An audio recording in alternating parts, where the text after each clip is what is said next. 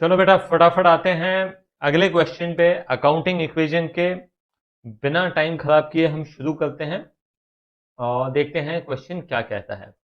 तो क्वेश्चन यहाँ पे कह रहा है prepare an accounting equation on the basis of following transaction. ठीक है, प्रोसेस सेम है, हर क्वेश्चन में कहता हूं सबसे पहले रिकॉग्नाइज कर लो। तो चलो फटाफट देखते हैं, मेरे से पहले बताने की कोशिश करेंगे, करने की कोशिश करेंगे। चलो सबसे पहले यहां पे देखिए कैश बढ़ रहा है और कैपिटल बढ़ रहा है। ठीक है, दूसरा क्या हो रहा है, हमने गुड्स खरीदे, उधार में गुड्स आ रहे हैं और लाइबिलिटी क्रेडिटर्स बढ़ रहे हैं। ठीक है, हाँ अब payment made to creditors in full settlement 17,500। इस तरह का क्वेश्चन हम ऑलरेडी कर चुके हैं, आपको याद होगा।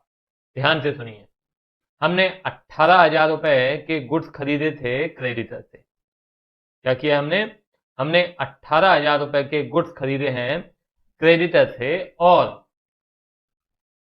अब हम उसकी पेमेंट कर रहे हैं कितनी, 17,500। ध्यान देना बहुत अच्छे से, इसका क्या मतलब है आपको क्लियर होना चाहिए। इसका मतलब यह है कि आपने फॉर एग्जाम्पल आपने 100 रुपए के गुड्स कहीं से खरीदे और आपने कहा कि 2 दिन बाद में पैसे दे दूंगा। जब पैसे देने गए तो आपने उसे 95 रुपीज दी और आपने कहा कि अकाउंट सेटल। अकाउंट सेटल का मतलब यहां पे ये है कि 95 दे के आप 100 रुपए का सेटलमेंट करना चाह रहे हो। इसका मतलब यह है कि आपको 5 रुपए का डिस्काउंट चाहिए। Getting my point, this is very important point. आपको देना था 100, आप दे रहे हैं 95 और आपका 100 रुपए का अकाउंट सेटल हो जाना चाहिए। क्यों, क्योंकि उसने तो आपके नाम पे 100 रुपए लिख के रखे होंगे और ये 100 रुपए का सेटलमेंट हो जाए, मतलब आपका अकाउंट पूरी तरह से क्लोज हो जाए। आमतौर पे ऐसे नहीं होता है, अगर आप 95 देंगे तो आपका अकाउंट 95 से ही सेटल होगा, 5 रुपए फिर भी बाकी रहेंगे। मगर हम बोल रहे हैं नहीं, हम 95 देंगे मगर अकाउंट क्लियर। तो इसको कहते हैं फुल सेटलमेंट। तो यहां पे देने वाले का फायदा हो रहा है, तभी तो आप कम देना चाह रहे हो ना। जब कभी भी कोई भी कस्टमर जाता है किसी दुकान में कुछ खरीदने के लिए तो कोशिश रहती है कि हम कम से कम दें, हमको ज्यादा से ज्यादा डिस्काउंट मिले। और दुकानदार की पूरी कोशिश होती है कि कम से कम डिस्काउंट देना पड़े, है ना। क्योंकि डिस्काउंट देने वाले के लिए डिस्काउंट नुकसान होता है और मिलने वाले के लिए फायदा। हाँ या ना, getting my point, very very important. तो अब मैं यहां पे क्या कह रहा हूं, मैं यहां पे कह रहा हूं जब आप 18,000, ये देखिए आपने परचेज किया कितने का, 18,000 का, and you are paying how much, you are paying 17,500 full settlement. मतलब 500 रुपए का आपको हो रहा है फायदा और जिसको आप दे रहे हैं उसे हो रहा है नुकसान। तो फायदा किधर जाता है, फायदा जाता है कैपिटल में, हाँ या ना। तो यहां पे कौन कौन से अकाउंट्स इन्वॉल्व होंगे अभी आपको सब समझ में आएगा, ध्यान देने वाली बात है। तो सबसे पहला अकाउंट इन्वॉल्व है कैश, कैश क्योंकि जा रहा है, क्रेडिटर, और तीसरा है कैपिटल। जब करेंगे तो बहुत अच्छे से समझ में आएगा। अब उसके बाद है परचेज मशीनरी फॉर कैश। तो चलो मशीनरी हमने खरीद ली और कैश हमारे पास से चला गया। डेप्रिसिएशन मैं पहले भी बता चुका हूं, अभी फिर बता देता हूं। डेप्रिसिएशन का मतलब क्या होता है, हमारे पास कोई भी एसेट है ना, उसकी जब कीमत समय के साथ कम होती है उसे कहते हैं डेप्रिसिएशन। फॉर एग्जाम्पल आपने एक फोन खरीदा, कितने का, 10,000 का। 1 साल बाद यदि आप देखेंगे तो उसकी कीमत 10,000 नहीं होगी, बल्कि हो सकता है 8,000 हो, 7,000 हो। तो मान लेते हैं कि उसकी कीमत 7,000 है। तो ये जो 3,000 रुपए उसकी कीमत कम हुई है, ये आपका लॉस है। मगर ये ऐसा लॉस नहीं है जिसमें आपकी जेब से अभी पैसे जा रहे हैं। 3,000 रुपए आपकी जेब से अभी नहीं जा रहे हैं, 10,000 रुपए तो चले गए। 10,000 रुपए तो शुरू में ही चले गए थे जब आपने फोन खरीदा। अब वो फोन की कीमत कम हो रही है। तो हम देखें तो क्या हो रहा है, ध्यान देना। आपका फोन एक एसेट है और उस एसेट की 3000 से कीमत कम हो गई और वो हमारा लॉस है, तो दूसरी तरफ से कैपिटल भी कम हो गया। क्योंकि एक्सपेंसेस जो होते हैं ना, वो दो प्रकार के होते हैं। एक होते हैं कैश एक्सपेंसेस, दूसरे होते हैं नॉन कैश एक्सपेंस।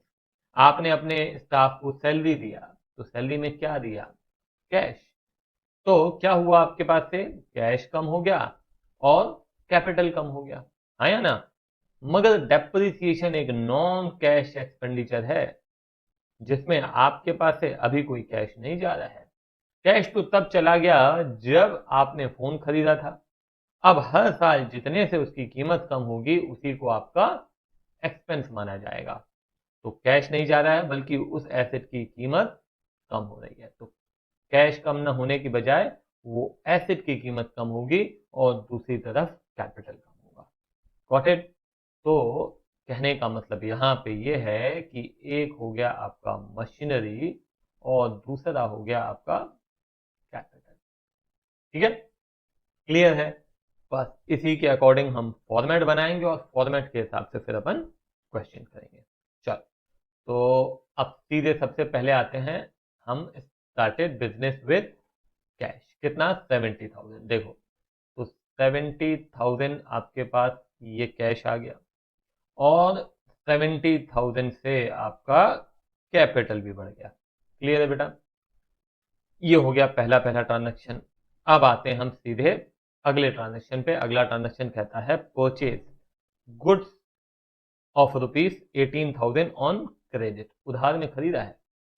तो अब आपके पास गुड्स आ रहे हैं। कितने के गुड्स आ रहे हैं? 18,000 के। तो ये मैंने 18,000 लिखा और साथ ही साथ उधार में खरीदे हैं, तो हमारे क्रेडिटर्स भी बढ़ गए। क्लियर है? अब क्या करते हैं, जैसे ही दो ट्रांजेक्शन होंगे हम टोटल कर लेंगे। चलो दोनों का टोटल करते हैं। तो ये 70,000 अब हमारे पास कैश है, प्लस ये 18,000 हमारे पास गुड्स हैं, और इज इक्वल टू ये 18,000 हमारे क्रेडिटर्स हैं, प्लस 70,000 हमारा कैपिटल है। ठीक है? दोनों तरफ इक्वल है, बिल्कुल इक्वल है, बराबर है। अब ध्यान देना बेटा, ये हमारे क्रेडिटर्स आप देख सकते हैं 18,000 है। हम यहाँ पे क्या कर रहे हैं? देखो, payment made to creditors in full settlement 17,500। आप 17,500 रुपए देके फुल सेटलमेंट कर रहे हैं। मतलब आपका क्रेडिटर खत्म, 17,500 में क्रेडिटर्स खत्म। ऐसा होता तो नहीं है, मगर ये खत्म इसलिए क्योंकि आपको मिल रहा है डिस्काउंट। तो आपके पास से क्या जाएगा बेटा? ध्यान देना, आपके पास से जा रहा है कैश। तो मैं यहाँ पे 17,500 कैश कम कर रहा हूँ और क्रेडिटर 18,000 से ही कम कर रहा हूँ। क्यों? क्योंकि फुल सेटलमेंट है। अब क्रेडिटर को कुछ भी देना बाकी नहीं है। फुल सेटलमेंट का मतलब यही होता है कि अब कुछ देना लेना बाकी नहीं है। This is called full settlement. तो ये तभी पॉसिबल है जब सामने वाला आपको डिस्काउंट दे। डिस्काउंट कितना मिला आपको? 500 रुपए का फायदा है, ऑब्वियस सी बात है। ये फायदा बेटा ये इसमें जुड़ जाएगा, कैपिटल में। अब आप देख सकते हैं कि इस पर्टिकुलर ट्रांजैक्शन का दोनों तरफ इंपैक्ट इक्वल है। इस तरफ भी 17,500 कम हो रहा है और इस तरफ भी 17,500 कम हो रहा है कि नहीं? देख लो आप। अब बस फटाफट यहाँ पे हम लेके आते हैं। 52,500 हमारे पास कैश बचा है, 18,000 के हमारे पास गुड्स हैं, और इधर भी आ जाते हैं। तो इधर अब हमारे पास कोई क्रेडिटर नहीं है, और यहाँ पे मैं लिख देता हूँ 70,500, जो कि दोनों तरफ इक्वल है। क्लियर है बेटा? ये फुल सेटलमेंट इंपॉर्टेंट है, एग्जाम के पॉइंट ऑफ व्यू से बनना चाहिए। थोड़ा भी कंफ्यूजन है ना, कोई दिक्कत नहीं है, पीछे ले जाओ, फिर से देखो, मगर क्लियर जरूर करेंगे इसे।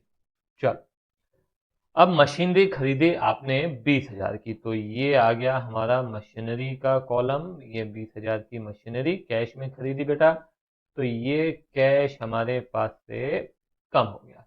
ठीक है? तो अब दोनों का देख लेते हैं क्या होता है। ये 32,500 हमारे पास कैश बचा है, 18,000 के गुड्स हैं, 20,000 की मशीनरी है, इज इक्वल टू ये तो 0 ही है और ये आपका 70,500 आप टोटल करेंगे इक्वल ही आएगा। ठीक है, now let's come to the depreciation. Depreciation मैंने आपको बताया क्या है, नॉन कैश एक्सपेंस है, कैश नहीं जाता बल्कि किसी न किसी एसेट की कीमत कम होती है क्योंकि नुकसान है और वो नुकसान दूसरी तरफ कैपिटल में से घटाया जाएगा। क्लियर है, मैंने बहुत ही क्लियरली आपको एक्सप्लेन किया है। फिर बोल देता हूं, यहां पे डेप्रिसिएशन का मतलब है कि मशीनरी की कीमत 2000 से कम हो रही है, तो ऑब्वियस सी बात है इससे आपका नुकसान होगा। तो ये आपकी मशीनरी कम हुई और ये आपका कैपिटल भी कम हुआ। तो चलो देख लेते हैं कितना होता है, 32,500 प्लस बेटा 18,000 प्लस प्लस प्लस ये हो जाएगा 18,000 इज इक्वल टू ये आपका 0 है प्लस ये है 68,500। तो आप देख सकते हैं आपका आंसर ये कैश, ये स्टॉक, ये मशीनरी और ये हो गया कैपिटल। ठीक है, तो यहीं पे इसको खत्म करते हैं। अगला क्वेश्चन खुद से ट्राई करें और उसके बाद ही लेक्चर देखें, ये मेरी एडवाइस है। क्यों? क्योंकि जब तक आप खुद से प्रैक्टिस नहीं करेंगे तब तक कमांड आने वाला नहीं है। चलो बाय।